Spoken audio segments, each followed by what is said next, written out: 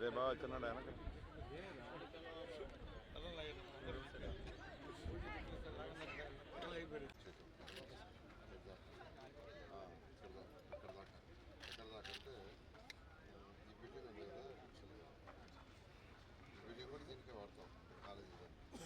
ఈ స్కూల్ని మళ్ళా తెరిపిస్తాం.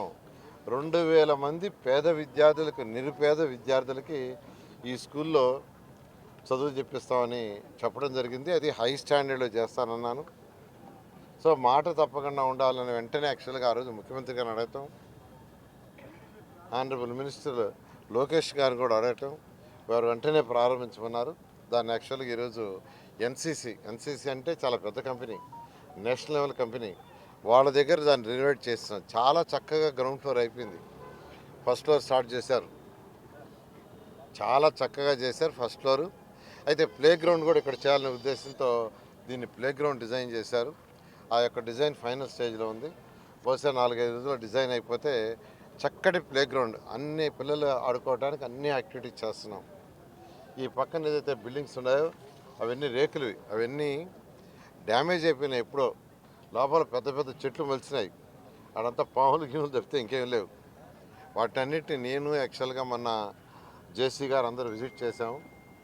తర్వాత ఆ కన్సర్న్ ఆర్ఎన్బి వాళ్ళకి చెప్పి దాని స్ట్రెంత్ని స్టడీ చేసి అవి పనికొస్తాయంటే ఉపయోగిస్తాం, ఇలాంటి డెమాలిష్ చేస్తామంటే ఈ బిల్డింగ్ ఒకటి పనికొస్తుంది అన్నారు, మిగతా రేకులు పనికిరావన్నారు. వాటిలన్నిటి యాక్చువల్గా డెమాలిష్ చేస్తున్నారు. ఈ విధంగా ఈరోజు నెల్లూరు టౌన్లో ఏదైతే ఎలక్షన్స్ ముందు నేను మాట ఇచ్చానో మాట తప్పకూడదని ఈ ఇయర్ 1000 మంది స్టూడెంట్స్ తీసుకుంటున్నాం.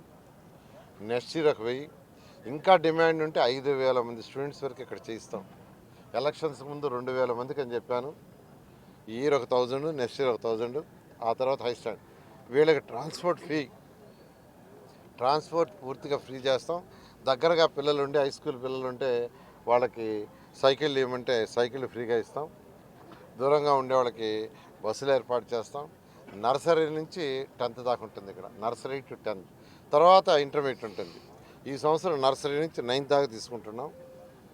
నెక్స్ట్ ఇయర్ 10th, ఆ తర్వాత 11th, ఆ తర్వాత 12th, ఆ విధంగా ఉంటుంది. ఇక్కడ బ్రేక్ఫాస్ట్ కూడా ఇక్కడే పిల్లలకి, ఎందుకంటే దీంట్లో తీసుకుపోయే పిల్లలు అమ్మా నాన్న వాళ్ళందరూ ఉదయాన్నే పనులకు వెళ్ళిపోయేవాళ్ళు. పాసి పని చేసుకునే వాళ్ళు అయితే ఉదయాన్నే 5 గంటలకు వెళ్తారు, చిమ్మేవాళ్ళు వాళ్ళు. అదేవిధంగా కూలీ నాలికి పోయేవాళ్ళు ఉదయాన్నే 5-6కి వెళ్ళిపోతారు.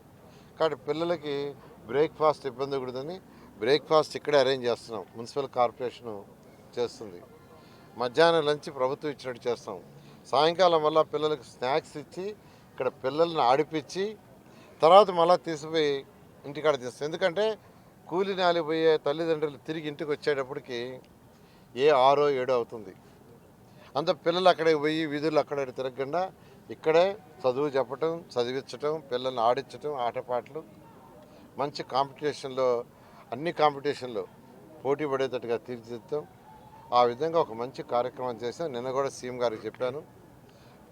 ఏదైతే P4 అని సీఎం గారు చెప్పారో దాంట్లో భాగంగా ఇక్కడ ఎవరినైతే తీసుకున్నా వాళ్ళందరినీ, ఆ కుటుంబాలని ఏదైతే 1000 మంది తీసుకుంటున్నాం, ఆ 1000 బంగారు కుటుంబాలు, వాళ్ళకి లోకల్గా ఉండేవాళ్ళని కొంతమందిని రిక్వెస్ట్ చేసి మ్యాప్ చేస్తాం. ఎన్నో నెల్లూరులో డిఫరెంట్ షాప్స్ ఉన్నాయి, పెద్ద పెద్ద బంగారంగళ్ళు కావచ్చు, వాళ్ళు ఉండారు. వాళ్ళందరూ నేనే రిక్వెస్ట్ చేయదలుచుకున్నా, ఒక్కొక్క కుటుంబాన్ని ఒక్కొక్కరు మ్యాప్ చేసుకోండి, వాళ్ళకి ఎడ్యుకేషన్ మొత్తం మేమే చేస్తున్నాం, గైడ్ చేయటం, మెంటరింగ్. ఈ P4 ఏదైతే ఉందో ముఖ్యమంత్రి గారు తీసుకొచ్చారో 20 లక్షల మందిని బంగారు కుటుంబాలని మ్యాప్ చేయాలన్నారు. అంటే ఈ యొక్క రాష్ట్రంలో ఉన్న టాప్ 10% కుటుంబాలు, బాటంలో ఉన్న 20% కుటుంబాలని, మ్యాప్ చేసుకొని వాళ్ళకి గైడ్ చేయటం, మెంటరింగ్ చేయటం, ఏదైనా సహాయం చేస్తే వాళ్ళు కూడా లిఫ్ట్ అయితే ఈ రాష్ట్రంలో అందరూ పేదరికం అనేది ఉండదు. మరెన్నో వీడియోలు కోసం మా ఛానల్ని సబ్స్క్రైబ్ చేసుకోండి. పక్కనే ఉన్న బెల్ ఐకాన్ని నొక్కండి. లైక్ చేయండి, షేర్ చేయండి.